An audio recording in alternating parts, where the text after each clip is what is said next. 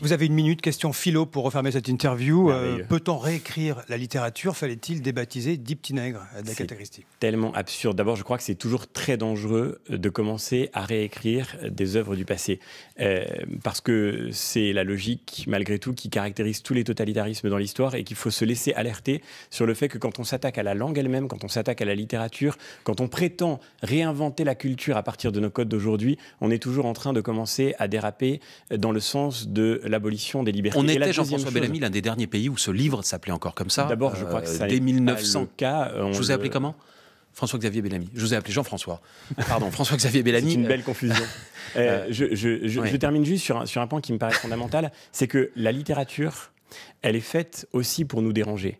Je ne dis pas par là qu'il faille parler comme le titre d'Agatha Christie et parler aujourd'hui dans le langage ordinaire des nègres. Mais si on commence à supprimer tout ce qui nous dérange dans les œuvres du passé, alors on va supprimer, vous parliez de philosophie, une très grande partie de la philosophie. Il va falloir demain censurer Aristote parce qu'Aristote considérait que l'esclavage était normal. Il va falloir supprimer les œuvres de Platon parce que chez Platon, il fallait créer la communauté des femmes et des enfants. Je ne dis pas qu'il faut adhérer à ces idées-là, mais nous sommes obligés de lire les œuvres du passé avec ce qui parfois nous dérange et sans ce sentiment de supériorité incroyable avec lequel nous prétendons les censurer. Si les grands auteurs du passé ont été capables de faire des erreurs parfois et si nous savons les reconnaître aujourd'hui, ceci doit être pris par nous, non pas comme une occasion d'orgueil, mais comme une occasion d'humilité pour nous dire que nous aussi, il peut nous arriver de nous tromper et c'est la première leçon que nous devons en retirer. Et ce sera le mot de la fin ce matin. Merci beaucoup François-Xavier Bellamy.